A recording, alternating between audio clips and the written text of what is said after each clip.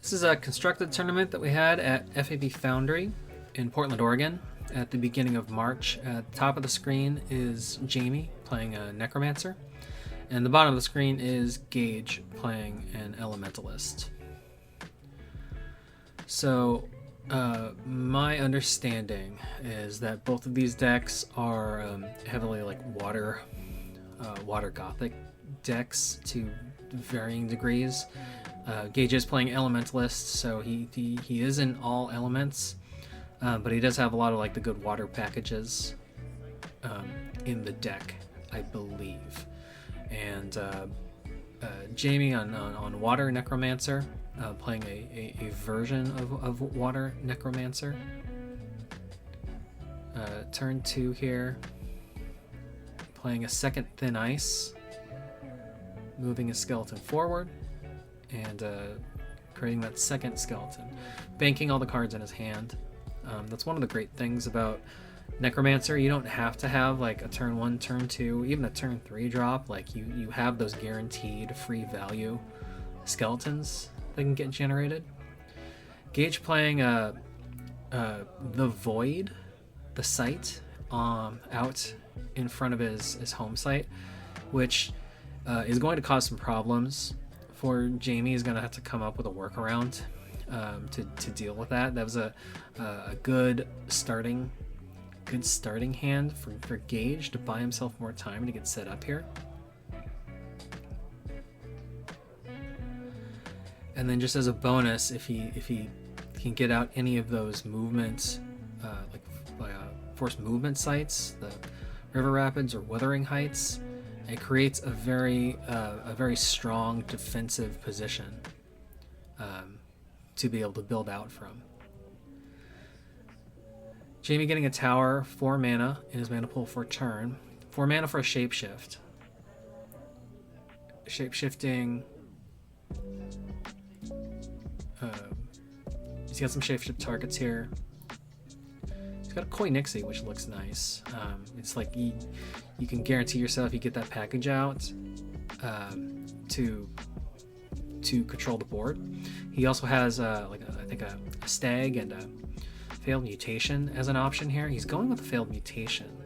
I think it might have actually been stronger to go with the Koi Nixie, just to play that control game. This feels like it's going to be a longer control game. Gage playing his third site, which is a Free City. He beat Jamie to the Koi Nixie race. He got the Koi Nixie out, forced the Koi Nixie to take a step forward into the Void, which banishes the failed mutation. Again, yeah, I think like Jamie probably should have chosen to Koi Nixie, but I think that skeleton was already tapped on the move.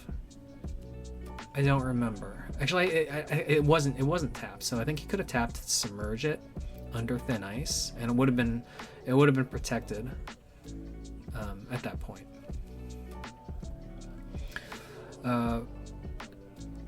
Trollbridge has his 4th site, playing it into the Abyss to force the Koi Nixie into the Void, banishing it. A good play to remove that piece. You can't let a Koi Nixie run rampant on the board, or you're going to have a bad time. That was all 4 of his mana on turn 4. Did not leave him 1 left over to create a skeleton, and he's beginning to wheel to the side with the skeleton that he does have, just because it's going to he can't just march it up the central column, because that Void square is going to be a problem. Free City also going to be a problem for him, but he'll have to come up with a solution to deal with that when he gets to that point. Gage with a 4th site, a 2nd Aqueduct here, so pretty set on Earth and Water elements at this point now. He's got like 3 of each of those. Playing a Sir Gawain.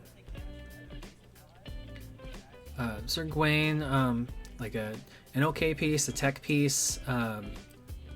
A lot easier to play in a deck like Elementalist, where you get a free a 3 elemental threshold from every element right off the bat. Like other staples that you see in like an Elementalist, like you're gonna see like a King Arthur, you're gonna see a Queen Guinevere, and I think we talked briefly at this tournament, and we joked that like, you know, like he should also just throw in Wedding Hall just in case, for the off chance that he gets the combo. And he said that he thought about it and he almost did, but didn't end up actually doing that. Jamie getting a Maelstrom out all the way to the side there. 5 for a Questing Beast, comes in with a Stealth. Moving a skeleton up, not forcing, but letting the Questing Beast take a free step at the end of his turn. And again, all 5 of his mana did not leave him a mana free to create a skeleton at the end of that turn. And then passing back to Gage here. The Questing Beast in a very good position to start attacking in and get into that back row, which Gage has been guarding with his sights for most of this game. Gawain not able to trade with the Questing Beast, and not even able to really block the Questing Beast when it has stealth, if it attacks in for the first time. Free City also unable to attack the Questing Beast because it can't target it through the stealth. Looks like Jamie's hand, he's got a Pied Piper and the third Thin Ice in his hand. Wow.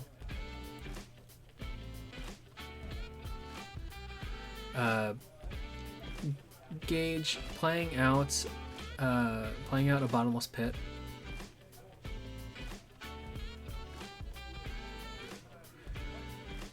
Two for a toolbox. Looks like he's spending it. He's spending it to play a Led Astray.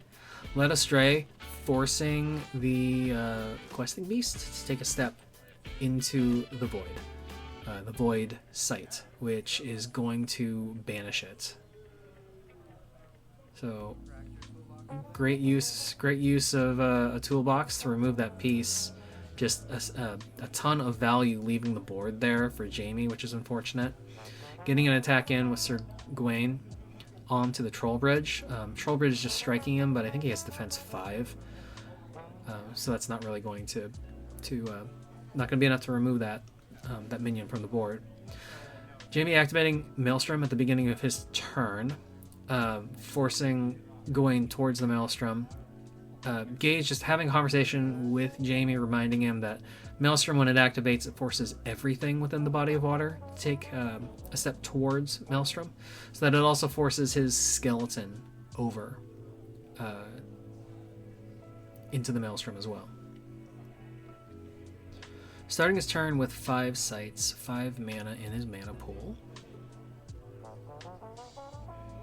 Tapping for, there's that third Thin Ice, all 3 Thin Ices in play. Adjacent to the Bottomless Pit. Gage having like a super strong defensive sight spread here. We got Free City, the Void, Bottomless Pit all on his front row. Makes it very difficult to sneak in and attack him. Jamie playing a Pied Piper. Nothing to take control of, but I think he just needs the body on board. Moving the skeleton back onto the Troll Bridge. Creating a skeleton with the Necromancer. And passing turn.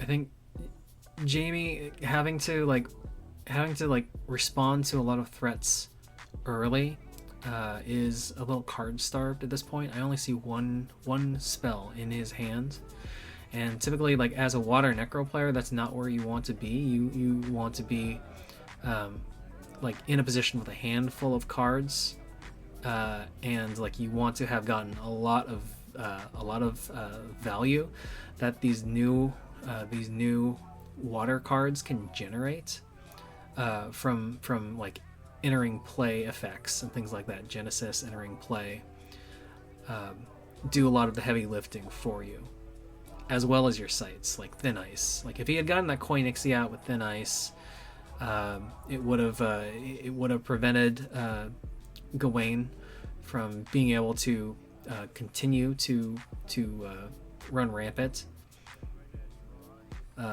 He could have only gotten a total of maybe one attack in, and in fact, like the Nixie could have surfaced to force Gawain into the void as its pull. Jamie trying to attack with a free city. I don't think he realized it was a free city. It's a foil free city that Gage is playing with. I think Gage also said that he's trying to foil out the deck. So like it shows up like purplish on the camera, but I don't know what it actually looks at the angle that Jamie is looking at it at across from the table. So he's rolling that attack back, moving with that skeleton. It creates a problem for Jamie here. Again, like he can attack him with the skeleton. Free City can defend. It will kill his skeleton token, but it will push in a point of damage to Gage if that's what he needs. The skeletons honestly might be more useful as a way to potentially deal with the Sir Gawain.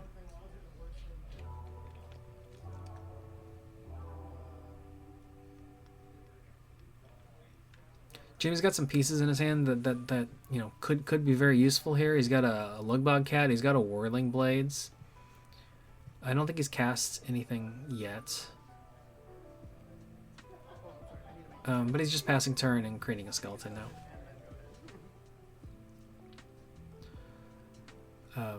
He brought some skeletons up as a screener against the Nelly Longarms. He is in a precarious position here, though, just because if Gage can remove that single skeleton from the Thin Ice, he has a free projectile lane all the way to his Necromancer to pull him down. So Gage tapping to play out a Briar Patch. I think it's the Dust Store reward, alternate art Briar Patch. Playing his own Pied Piper. And basically what happens if you play the second Pied Piper? The second Pied Piper takes priority. Just because like the first Pied Piper controls everything, and then you play the second Pied Piper, and then you now control all the 2 power or less, which includes their Pied Piper. So then by extension you control everything. The bottom line is by playing that, Gage now controls everything on the board 2 power or less. Attacking in with a Gawain, attacking with a skeleton for another point, for a couple more points of damage.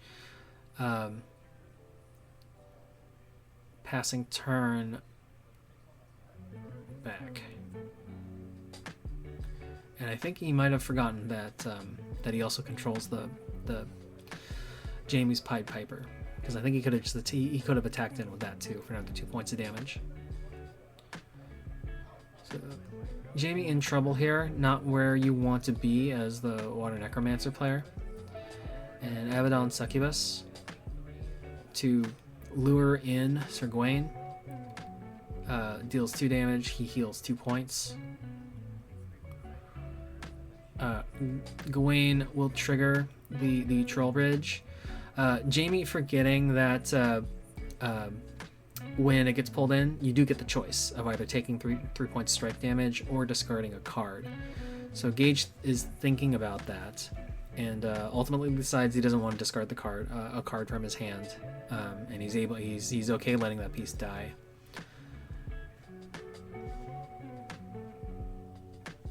But Jamie, like I don't know if Jamie had a backup plan in case if Gage chose to discard a card to deal 3 more points of damage to deal with Gawain. I think he was banking on being able to just strike from the site. So that was potentially going to be an issue for Jamie on that play. His last 3 points of mana, or 3 points of mana,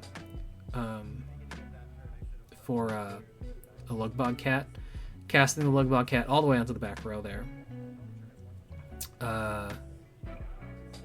I don't know how great a play that is, just because he wants to get something onto the back row there to get around these troublesome sites.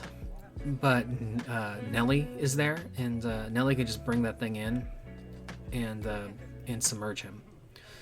So I think that's like a not the strongest play for the Lugbog Cat. You're just kind of like you're potentially throw away that piece. Instead, Gage is opting to projectile and hook in the Necromancer, and then playing a Lord of Lies. Lord of Lies for 6 mana comes in, fights the Necromancer on its site for 6 points of damage.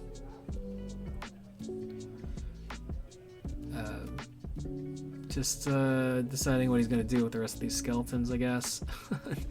Not attacking in just because Jamie could defend with the succubus if he wanted to.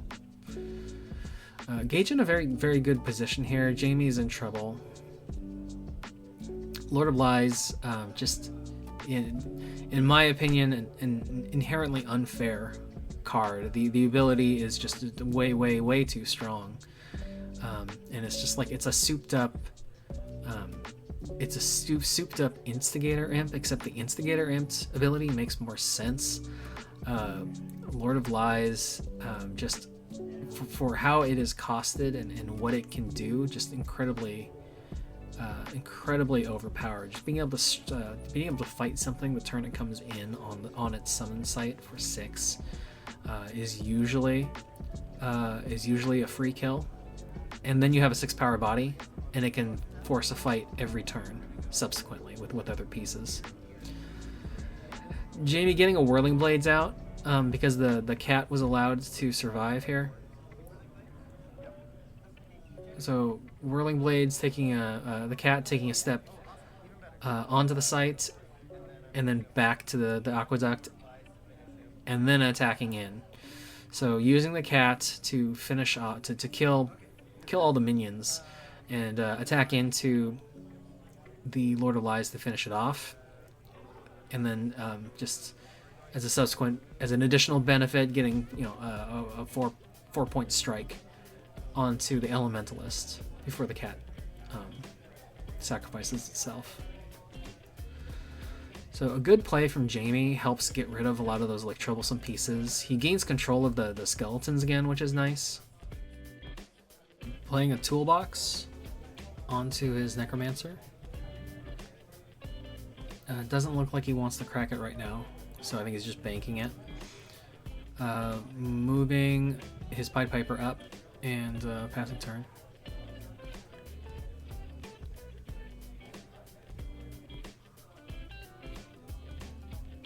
In a bit of a bind here.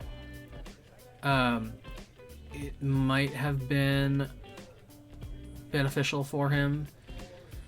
It might have been beneficial for him to use the succubus ability and kill off the skeleton that was nearby, just to get the 2-point life heal, to bring his life total up just a little bit. Gage though, using a whirlwind to positionally move everything in a counterclockwise motion on that 4-square grid, pushing the Necromancer onto Free City, using Free City to attack for 3 points of damage. That takes him to the door, and then playing a Sacred Stag on Free City right on top of the Necromancer. So a cool play from Gage here. Jamie choosing to activate the Necromancer, choosing to activate the Maelstrom at the very beginning of his turn here, to push everything in. He needs to get things adjacent to Free City and his avatar. And then I'm thinking like trying to get away here from trying to get away from the situation that the Necromancer is in. Gage is adjusting the life total really quick because when Free City attacks, the Avatar will strike back for a point of damage. They're just truing that up and recording what the life total should be here. But Jamie's in a tough position here. He needs to get his Necromancer back into his territory and with some screening, if possible, to get him out of some unexpected strike range here. He's cracking the toolbox to play a grapple shot. Grapple shotting into the stag, and he is they're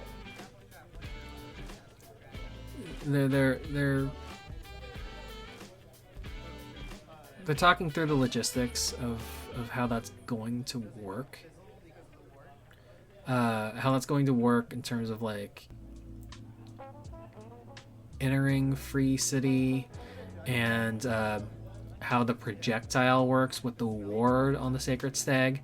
The way that it is going to work is that grapple shot fires a projectile. A projectile fires. Ward does not make you immune to projectiles. It only makes you immune to being targeted and taking damage.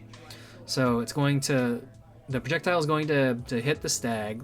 It's going to drag forward whatever shot the projectile, in this case the skeleton. And then the skeleton is going to try to strike the stag if it wants to. And the strike will break the ward, and the stag will take no damage. So that's how that would resolve. Free City does not get a defend at that point in time because there's no attack. There is only the grapple shot action movements and the strike from grapple shot. So strikes aren't attacks inherently. I think in Jamie's mind, like, he's just trying to think of a way to, like, how do I remove the ward from the stag? And then I think he is planning on using the Succubus ability to lure it forward, strike it for two with that ability, and then either throw some skeletons at it or throw the Pied Piper at it or something like that to remove it from the board here. Another potential play he could have done would have been to take the Necromancer, grapple shot the Necromancer back to one of his minions, choose not to strike it, and then take a step backwards with the Necromancer. That would give him some bodies to screen against projectiles to sit behind, and get him further into his back row there.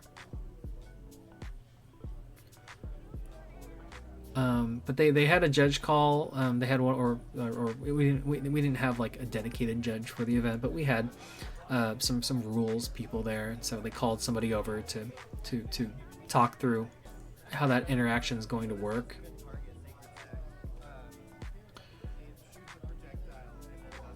So I think Jamie is saying that, like, he just wanted to use the grapple shot as like a target function to target off the ward. He's changing his mind then, and he's just going to use Zap from his collection with the toolbox. Zap to remove the ward, and then taking those actions, like I said, forcing it forward with the Succubus, dealing 2 points of damage, attacking in with the Pied Piper for the last 2 to get that piece off the board. He needs to get his Necromancer off of Free City, just because the game is just over if he ends turn on Free City. So he's going to move back there onto his Troll Bridge.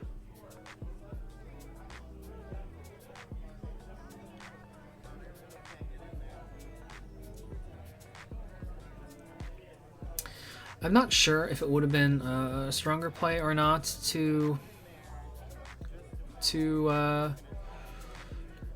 grapple shot his Avatar back and then take a step back and end on the Gothic Tower with a bunch of minions screening him. He could still use the succubus, I think, to target the stag and break the ward from the targeting. He just wouldn't be able to then like force the stag forward and strike it for 2 with the succubus ability. Gage, playing a Maiden Mother Crone. He heals for 3 points on Genesis there.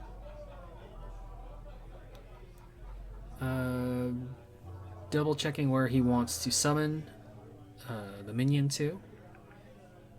Gonna land on the home site there. Jamie starting his turn again. I think he was considering taking a Maelstrom, but I think he didn't. He wanted to not lock his avatar onto the Maelstrom site. I would imagine he's going to pay 1 to create a skeleton. He's going to sacrifice 2 skeletons to create a gnarled to summon a gnarled Wendigo. And I would be surprised if he didn't move the Necromancer back. Move the Necromancer back onto the Gothic Tower site. Living dangerously, choosing to draw a sight instead. So, I mean, he doesn't really have a screener for a projectile attack in this positioning, which is a little dangerous. And I think he kind of got swept up in the moment here with the gnarled Wendigo. He had 6 mana. He could just raw cast the Wendigo without doing the sacrifice. The sacrifice is not a requirement to cast it. It's just like an additional benefit to bring its casting cost down. But since he didn't really have like another play with it, I think it probably would have been better to just raw cast it and like not sacrifice 2 skeletons. And I think that was just like he's so far on the back foot at this point. Sometimes you don't make the best mathematical decisions when you are at that position in the game. Gage taking a step forward with his Elementalist, both because he needs to start cornering the Necromancer to get that final point of damage in, and also to take advantage of polymorph to polymorph the Wendigo.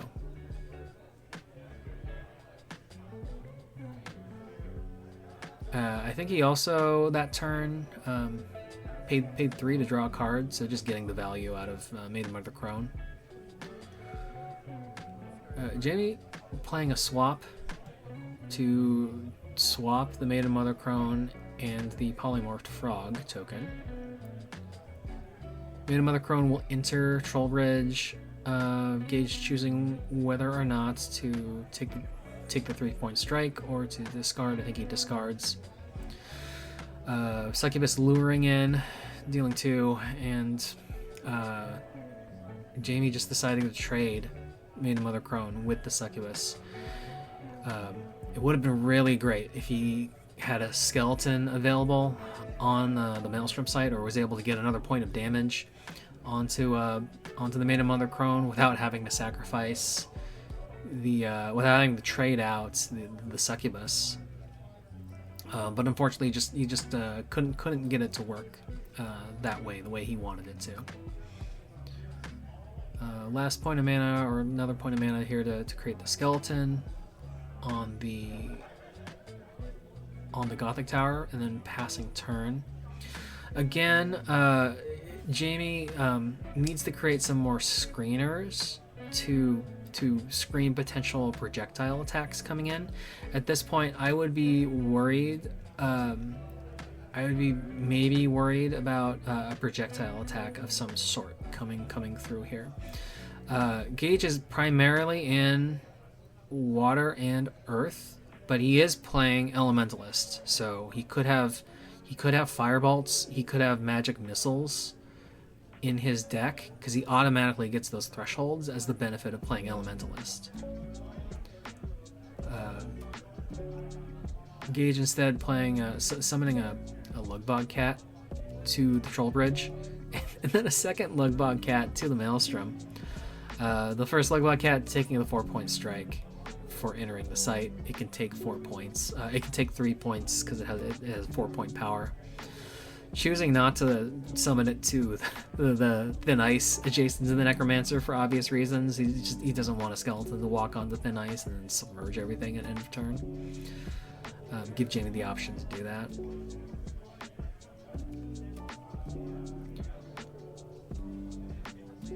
Jamie with an Atlantean Fate.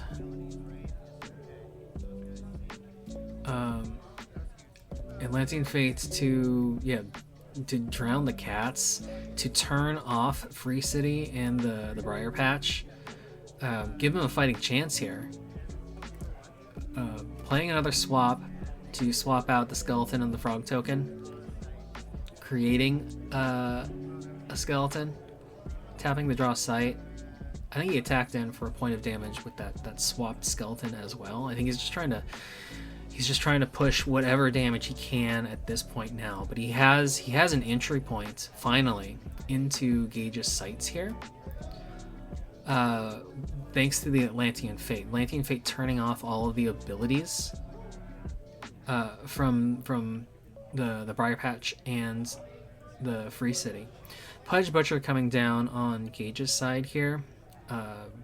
Causing a problem for Jamie. He definitely needs screeners in front of him against this projectile attack threat.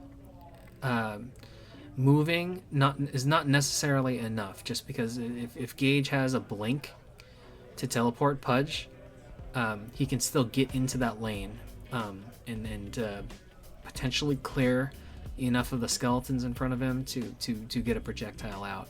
So having screeners in front of the Necromancer is really, really important at this point. I mean, Jamie's response immediately just to take a step away, to get out of that column, move on to thin ice.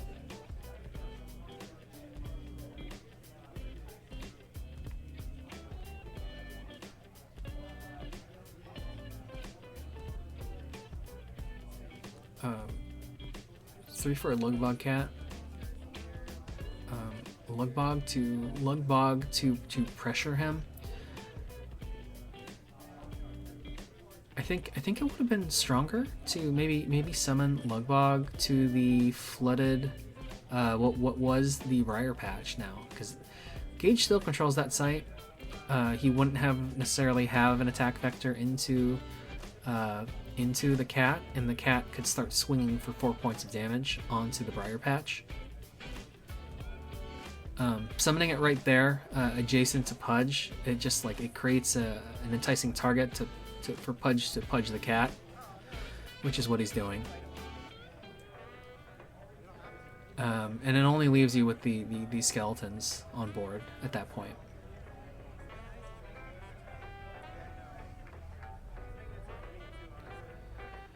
So Gage, trying to find a way to round out the game here, was able to control the game for a large portion of time, and doesn't have a final kill spell in his hand at this point. Still trying to find a way around that. Jamie embedded back into his own territory, hiding behind three thin ice, makes it difficult for Gage to get a minion in there to defend. Jamie also surrounding himself with skeletons. 4 for a failed mutation in attack position to start attacking into the Briar Patch. Attacking with some skeletons to push damage in here. Advancing a skeleton, I think creating another skeleton with the Necromancer.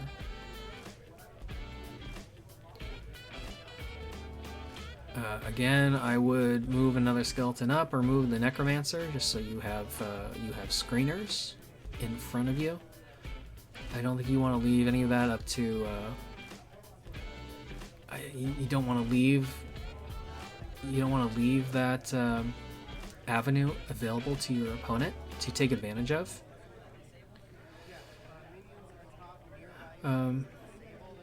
He's tapping to play out a Babbling Brook and then passing turn.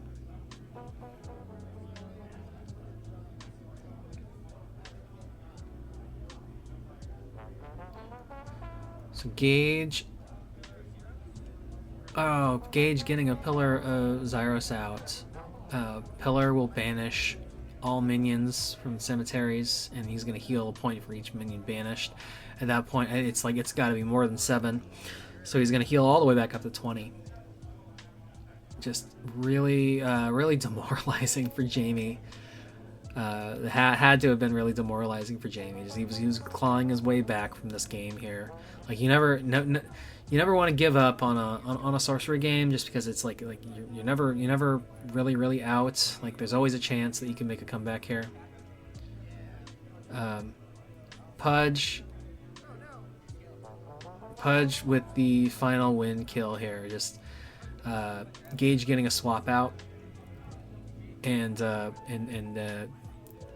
swapping a skeleton token for Pudge. Pudge projectiling into the Necromancer and fighting for that final strike.